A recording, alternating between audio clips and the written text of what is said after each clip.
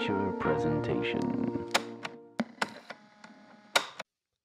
Welcome back to another Untitled movie review. I am one of your hosts, Matt Rohrbeck, alongside, he's allergic to tomatoes, but he is tomato meter approved, Eric Marchin.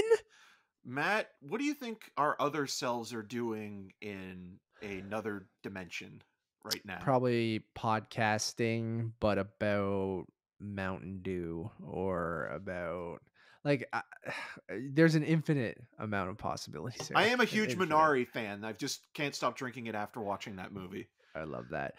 Yes, today we are reviewing The Daniels, Everything, Everywhere, All at Once.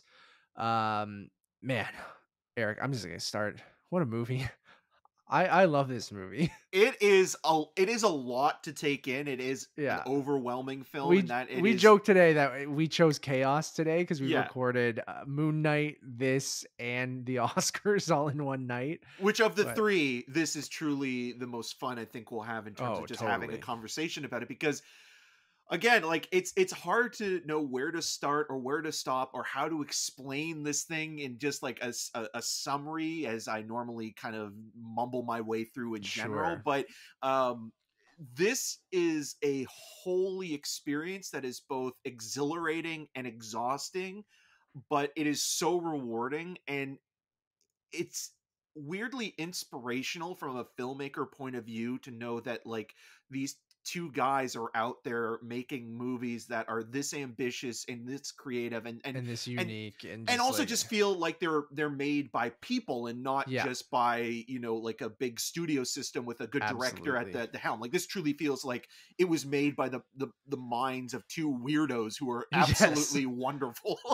Oh my God, you absolutely nailed it, dude. Like it is one of the most wholly original, exciting, exhilarating, exhausting experiences I have had in a long time. And I'm so happy I saw it at Tiff Bell Lightbox. It was just like it was 4 PM, but I was like, it was incredible. And I've been reeling since I saw it because like I was excited for this. Like I thought the concept was really cool. The trailer was out there, and like I liked Swiss Army Man enough. I don't think I ever I don't think I loved it, but I loved that these two weirdos, like you just said, are making movies that you know you could never think of. They It's defy like- gravity, time, Yeah. and space in every way possible. It breaks the rules. It does things that if any other movie would do, you just It would don't, and no. it would fail. And yet it does it so perfectly and wonderfully. And these, I don't even like. I've interviewed them for this for Swiss Army Man, which I really love that movie Yeah. as well. This I like even more. I can't wait to rewatch it after seeing this because I love this so much. But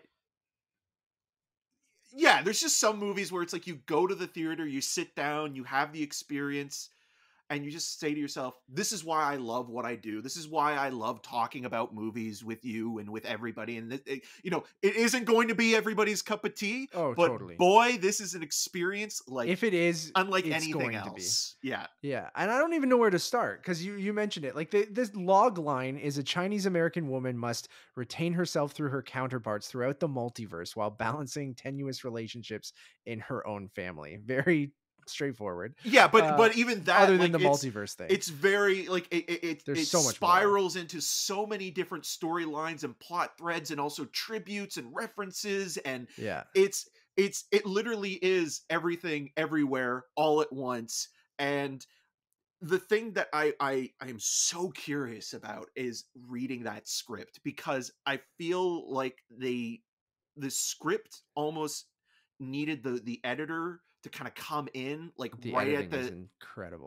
ground level, because like I wonder how many, you know, cuts within the script go from one like interior exterior to another, and having to always establish new sets and scenes. Like this script must be mind-blowing, because it literally feels like I don't even know it's- how you write it on paper. yeah, it's always doing something. And yes, again, it can be overwhelming at times, but I rather have something swing for the fences and really go for it and do it with gusto the way that this does. And when you're watching it, you just have this joy of falling in love with the art form again and what it can be. And I'm gonna be a little bit glib here.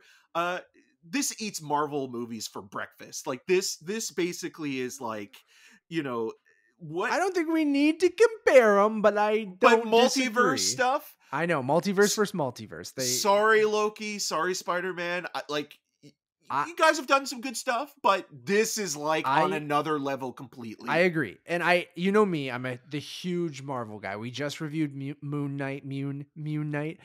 Go check that out. First 4 episodes, spoiler free. If you're into this, you might be into Marvel stuff or you might not be. I don't know. Yeah, I agree with you where this movie, like, again, it's pre-multiverse of madness, even though this movie is a multiverse of madness. It literally does the multiverse stuff, I think, in such a wonderful way. And like in such a way that I'm amazed at how easy it seemed. Like they explained the concept of this version of the multiverse in this movie and how they displayed that on screen, where I feel like it's not hard to follow at all. Like there's a lot going on. It throws a lot at you. It jumps from timeline to timeline to sometimes intercutting fucking 400 of them at the same time and all this different stuff. But I was just amazed at being going, no, it's an infinite multiverse where basically every decision you make, you could have made the opposite one.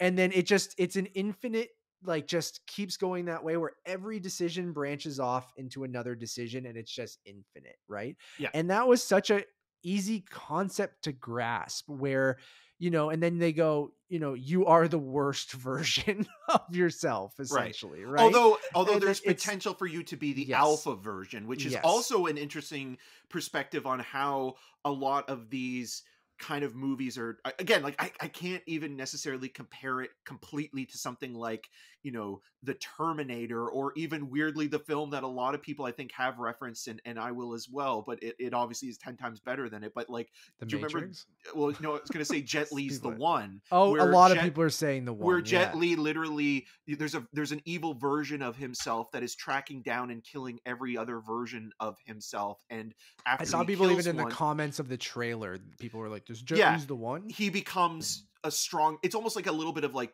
Highlander as well, like when there can only be one. And Right. like that's kind of, but I mean, again, this is so much more better, and I don't even mean to like say like, oh, like these Put them in movies the are on the same same plane. conversation. Yeah, they're Yeah. not, but it's such an amazing cornucopia of styles, Yeah. of genres. We Genre talked about tone in Moon Knight references. and Yeah. how that was unable to balance So things. This literally this just takes it all, throws it at you and in your somehow makes it face, work. and it And does, and somehow makes it's it beautiful. yes, Somehow makes it like this beautiful, touching, emotional story. And it has people with hot dog fingers. Like it just doesn't make any sense. But it's just like, how does this work? How am the I? You're showing me the hot dog hand people, and I feel for them. And it's like a touching moment.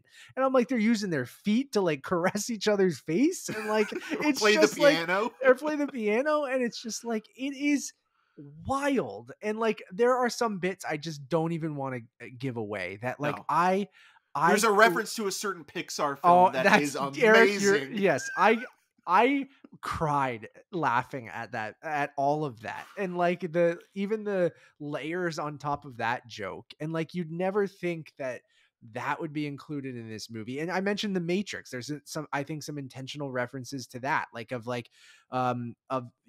alpha team on controlling kind of the multiverse jumping and stuff like that is like the ship in the Matrix, but they all have like 90 Windows 95 computers and these dumb helmets. And it's just like every choice is like should not work, but it somehow does. And then you have this wonderful performance from Michelle Yeoh, and it's just like she's doing so much like in this from every kind of multiverse version of herself.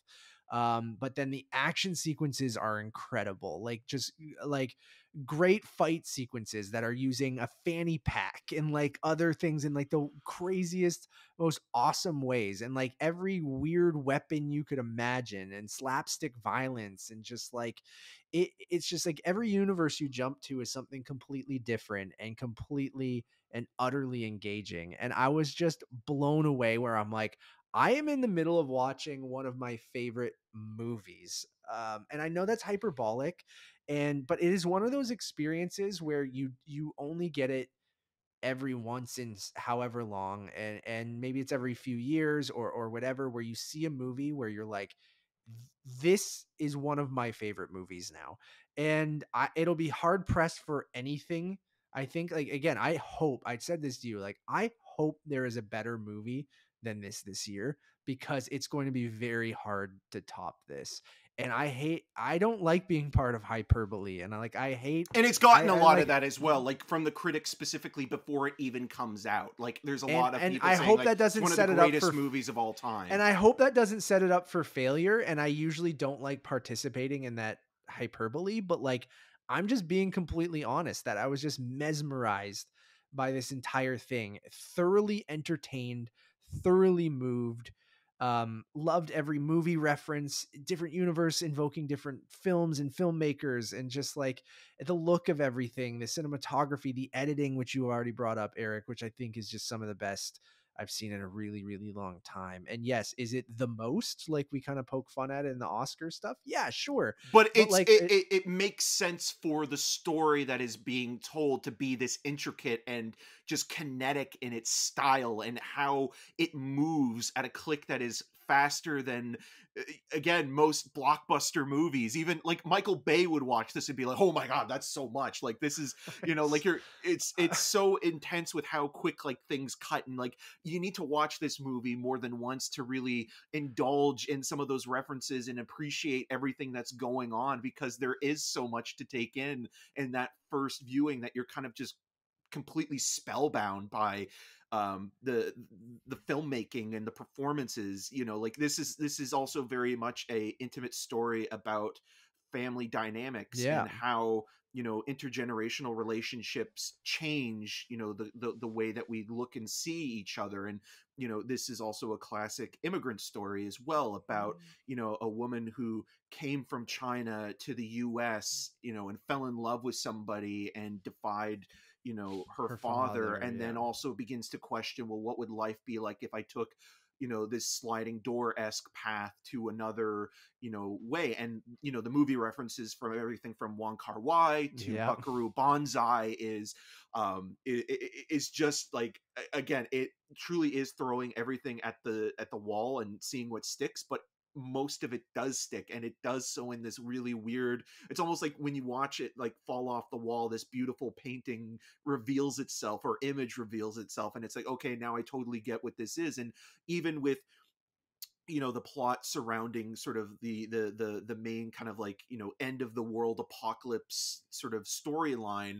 is centered in a story of, you know, family and, mm-hmm. you know, love and trying to be a better version of yourself and try Yeah, to be the best version of yourself, or find the best version of yourself as you get older, as you change. This is Michelle Yeoh's first like her first lead role in an American movie, which is it's wild. mind-boggling because Yeah, she's been around forever and kicking ass. There's usually at least once or twice a week I'll watch.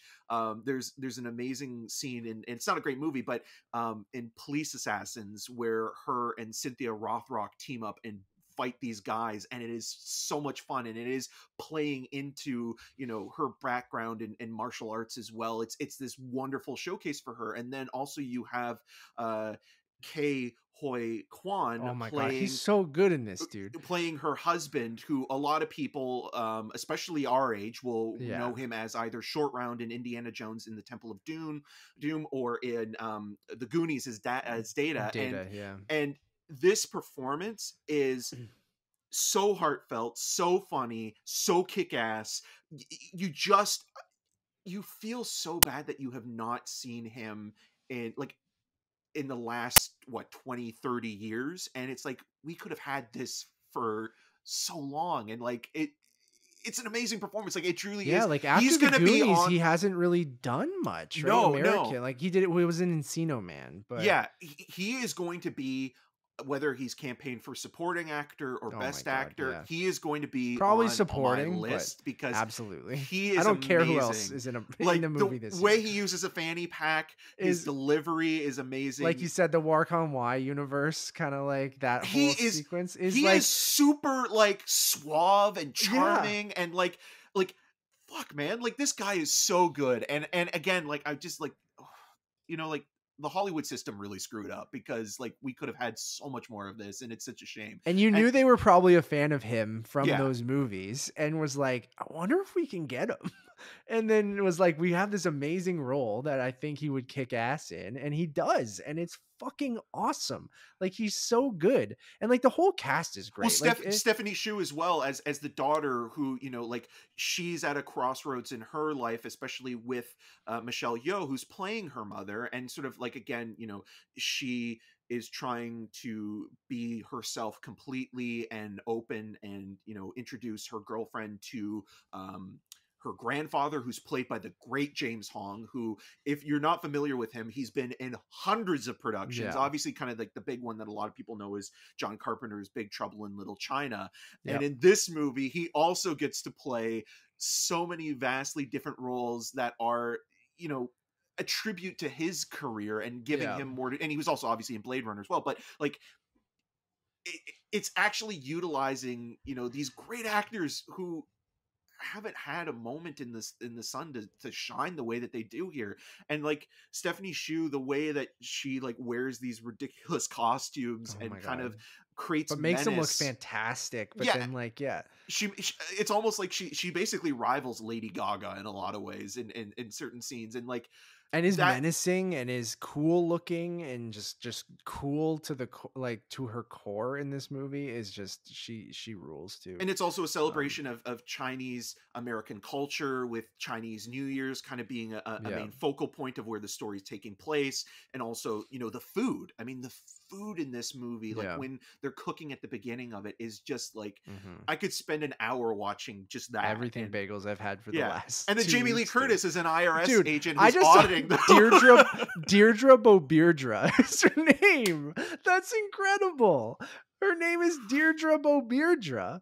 Is just the best. Jobu Tupaki is also a great name for a villain. Like, it's just oh my god. I mean, we should Chad, probably obviously. expect this, from the dudes who brought us the farting corpse Third movie corpse that movie, starred yeah. Harry Potter and the Riddler.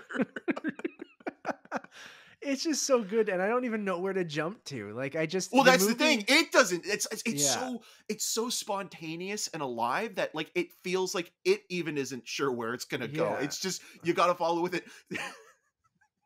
There is one thing that I would love to ask those guys in terms of if they kept anything from the set prop wise, yeah. specifically an award, because like that would be. Like I'm hoping, like again, like this is entitlement. Like Right when I we're saw that award, I was like, okay, I know what that is. yeah. I mean, it's obvious, but it's like, Yeah. God, I hope that is something that A24 sends us.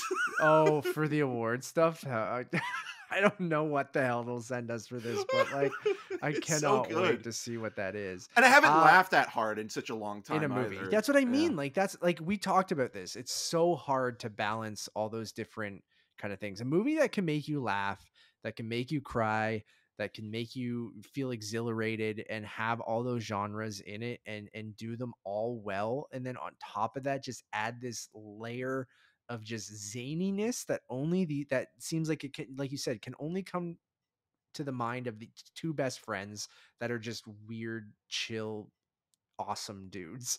And it's just like, it makes me so excited for their future as well, and like what they're going to do, because this movie cements that, like, I will be there day one. Like, one of my most anticipated movies of the year will be a Daniels movie, and I just can't wait to see what they do, because this almost seems at their it's not technically their sophomore effort, It is because for them as a as duo. duo, yes. Yeah, because Daniel Scheinhardt was the one who directed Dick Long, correct? Yes. The Yeah. death of Um, Dick Long, which actually yeah, has a Nickelback music cue in it. I gotta Apparently, watch it I because, do like, too. I've been putting it off because it kind of got buried, right? Like, Yeah, a little bit, and now after watching this, I'm like, okay, I absolutely need to go back and watch it, because I bought it because I'm like, even with my thoughts on Swiss Army Man, which I didn't think completely worked, but again, I want to rewatch it.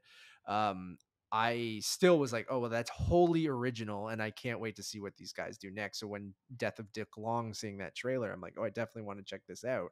But then, yeah, this movie just cements them as like, I cannot wait to see what they do next. I will say the score is fantastic as well. It's done by Son Lux. Is that, yeah, Son Lux.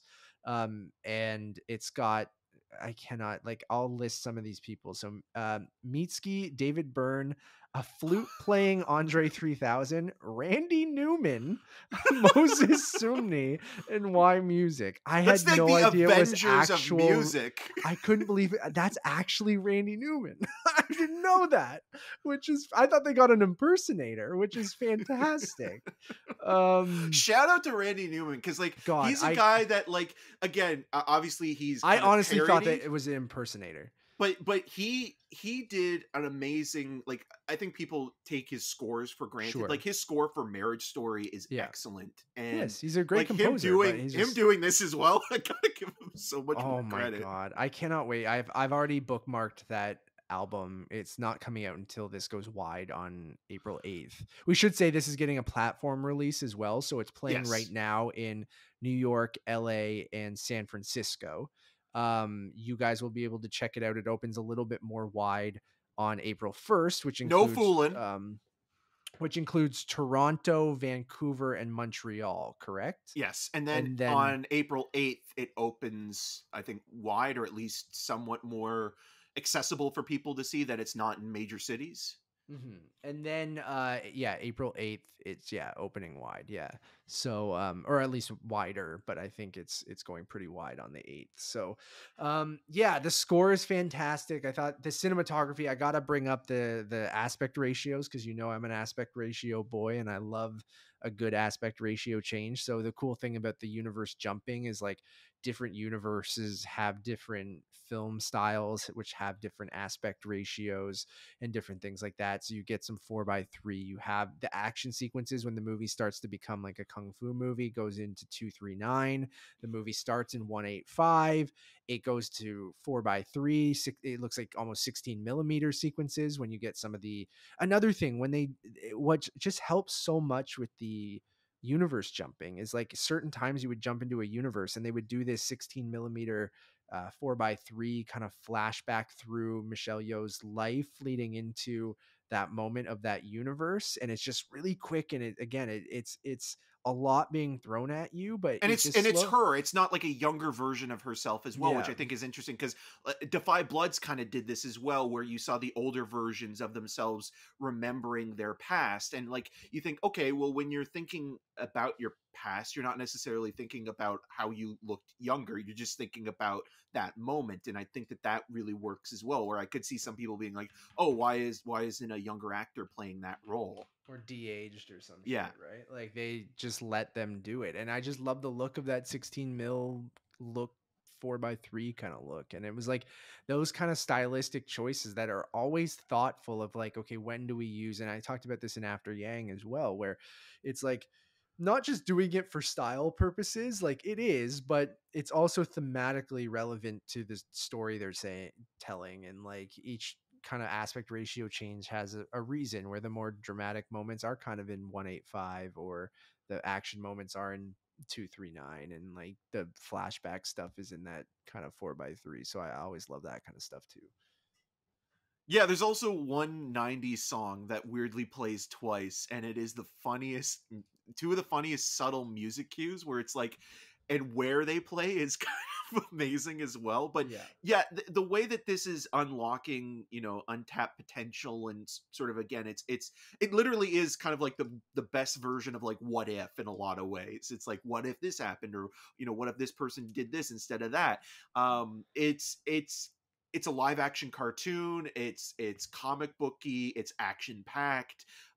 It's very inventive. It's everything I've always kind of wanted that I never really felt I got in a Michel Gondry movie. Yep. I really like People Michel brought him up a Gondry lot. Yeah. as a music video director in bite-sized forms, because I think he's really good at kind of capturing something in smaller digestible bits. But when it comes to his features, I feel that like that whimsy and kind of like innovation doesn't always kind of completely run through, even stuff like Eternal Sunshine, where this doesn't really ever wane. It just kind of feels like it is so spontaneous and so inviting and just so mind-boggling at times that you are just completely enamored by what you are watching on the screen. And again, it's not going to work for everybody. It is a lot to take in, and you will kind of feel, you know, the fatigue once you've finished watching it. But it is also a very Worth it. satisfying watch in the way that, like, something like, you know, unlike,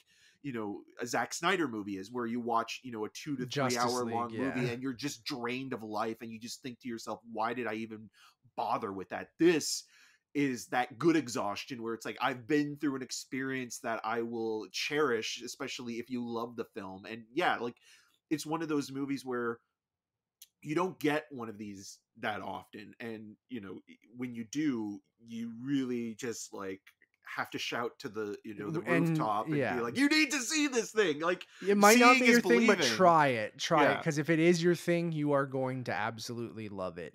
And like, again, yeah, maybe my dad goes, the hot dog finger thing was weird or whatever. But I honestly, my mom would love this, and like, I'm gonna suggest it to everyone because I really feel like, yeah, if you like Marvel movies and what they're doing with multiverse stuff, and like, this has everything and so much more, where it's just like, it has the action, it has the emotional core, it has great characters, great performances, like, it's just, it hits on every level that I just did not expect, because like, I knew I was excited for this movie and it looked ambitious and weird, but I just couldn't have imagined that it would hit on every level like it did. I just want to clarify that it is opening in New York, LA, San Francisco, which is open right now, but it's expanding to Boston, Chicago, Seattle, Washington DC, and Austin, Texas this weekend. So man, I would have loved to be at that South by Southwest screening with like 3,000 people at the Paramount, like Yeah. that, the premiere of this. Cause like, I'm just thinking like a Midnight Madness crowd or something like that, like, would have been an absolute blast. Like, the only thing, like, I saw it at a press screening and I got to see it with Nevis, which was great because And you she, saw it at the Lightbox, which I think oh is yeah. like a great experience overall, especially with Oh the my sound God. design. The sound was, I saw it in Cinema 4 at the Lightbox. It was a smaller cinema. It was a press screening, but Nevis tagged along. And it was just like, I was so glad to have that experience with her. And then I want to see this with like a packed crowd. Like, I'm tempted to go on Wednesday night because they're doing those special IMAX screenings. Oh God. And I was like, I'm thinking I'm back. I'm like, I need to kind of go see it again. So, or if not, I will wait, and hopefully Cinesphere maybe does an IMAX screening at some point, or maybe I just go see it when it comes out, because I love this movie. I am going to give it a 5 out of 5. I think it is fantastic. Whoa. I'm gonna give it a 4.5 out of 5. I just want to see it again to confirm that it is a 5-star film. That's fair. You know, like, I Were there think, any cons? Like, because I'm curious, like, no, what made you? the Is only it thing is just that it's because? just it's very long, and I think that Yeah, it is draining emotionally and sure, physically. which you have mentioned, yeah.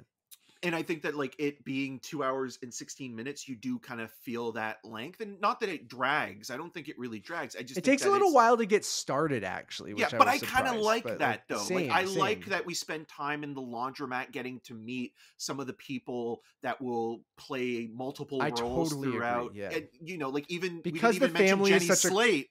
Oh my Who god, was as amazing. Big Nose is her character's name, and she's What? great. Like, Oh my god! As a dog lover, I oh gasped at one scene. I was like, "Oh my god!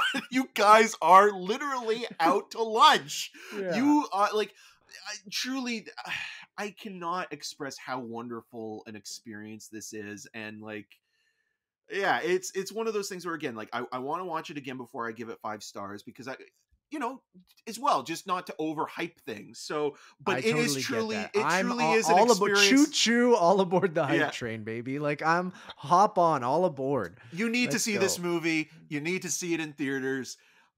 It is an experience unlike any other. The Daniels have already made probably the best film of the year. Everybody else could Yeah. go home. It's Yeah. over. Pack it in. Yeah. I hope this shows up next year at the Oscars because I It, would love that. Michelle Um, Yeoh, this would be an amazing career nomination, but also it would be worthy just for the performance alone. yeah, If this totally. does not at least get an editing nomination, Then they're out to lunch. yeah, Yeah. because this movie is just so it's so alive. It's so well, like everything in this movie And the is movie so would come finely together in tuned. the editing, right? Yeah. Like again, the ideas are there, the performances are there, but like if you can't execute that properly in the editing, especially like we didn't even talk about some of the other universes that they go to. There is a moment, like I don't want to spoil it, but is completely silent for a good 5 minutes or something like that, and it's just Oh yeah. text on screen. Well, And it's it also is referencing. There are two references to sure. 2001, which are Yeah. amazing. Oh, yes. Yeah, they are amazing. But this moment, I was just like, man, like I cannot believe they're making this moment so poignant and beautiful right now. And I'm just reading, and it's not necessarily it is subtitled, but in an interesting way. Um and yeah, man, I don't want to give any of it away. Just go see it. Now, yeah, I do hope that Michelle Yeoh even is it Ki Hoi Kwan? K Hoi Quan. K Hoi Kwan. I think I would love to see him show up again. It's so early, it's hard to do this, but like I hope that this is one of those March movies because there's always that one March movie, you know? There's that one March movie, whether it's a Wes Anderson movie or something like that, that like drops in March and everyone goes, fucking holy shit, that was great. And then it carries it for the rest of the year, right? And I Well, the hope that critics, I this is think, it. need to really, like, the people that love it right now that are a part of critics groups really need to Oh yeah. support it and remember it. Like, Yeah. that's the thing that is going to be Oh, and it's important. memorable. So Oh, I you have won't no forget doubt. it. I have no doubt. So thank you all for listening or watching. We really, really do appreciate it. Go check out our 119th draft of the Untitled Movie podcast. I keep saying draft, but it is draft. I mean, it is a Um, draft. It's an episode. It's a yeah, whatever you podcast. want It's to a call it. podcast. It's a Whatever. POD. Click, click, boom. We covered the Oscars, we cover the slap, we cover everything. So we had some breaking news about Will Smith apologizing on that show. So you guys can check that out. We break down all of the awards as well as the show in general. So go check that out. As well as our review for Moon Knight, which we mentioned. If you're into multiverse stuff, if you're into action, if you're into all of this that's in this movie, the Russo brothers produced it. So go check out our Moon Knight review where we reviewed And a review of 4 Cherry. yeah, maybe don't. 4 episodes of Moon Knight. So spoiler free, we don't give really anything away. We just kind of talk about what our thoughts are of 2/3 of the way through the season of Moon Knight. So go check that out. As well as all the other stuff, all the other multiverse stuff like Spider-Man, No Way Home. God, we're going to have a Morbius review soon. Which is multiverse stuff too. Um, Also the Lost City, Ty West's X, which is another A24 film. The Rodfather himself, Adrian Lyne, is back with Deep Water. We got The Outfit, we got After Yang, which I mentioned, The Atom Project, Domi Shi's Turning Red, which also has James Hong in it, Yep. doesn't? Yep. It sure Sweet. does. Fresh, The Batman, so many reviews, so go check those out. One stop shop, head over to Untitled _ cast. I'm blanking on stuff. It's been a long day. I'm jumping through the multiverse, baby. You know when Michelle Yeoh's just there and she's just present, but she's not because she's multiverse jumping. And I love the Bluetooth. Dude, like, all the design, like they're just wearing 2 of the 2006 like Bluetooth headsets, and that's how they multiverse jump. Like it's that's amazing. And just when the light goes green, it's just incredible. And even the concept, we didn't even talk about the concept of like to activate the multiverse jumping, you just have to do something random. Yeah. Like you have to do the most random thing you can do at that moment. And I mean, we kind of alluded to it in one sure. reference, but yeah, it is ridiculous and over the top. And like when you see certain characters do certain things, oh, I had the most visceral reaction to something that I couldn't watch it. I almost gagged. Oh, I know exactly what you're talking about. Yep. It was I know. so good God. It's so hilarious though. It's hilarious. Oh man, those guys are masochists. I thought the exact same thing, dude. And I'll hint at it. Jackass. Yeah. It's got to be Oh man. referencing that, right? You got to I think. mean, who knows? All I know is that is one of the most effective scenes in like a kind of like It's the ooh most moments. visceral kind of horror moment I've had this year. Oh my god, where was I? Untitled_cast on Letterboxd. Go follow me at Matt Rohrbeck on all social medias. And I'm Eric Marchin. All I can think of is that scene now. I'm Eric Marchin. You can find more of my video reviews on rogerstv.com/cinemascene and on all the social medias at EM6211. Until next time. Be enlightened and go and see everything everywhere all at once. You will not regret it. Bye everyone.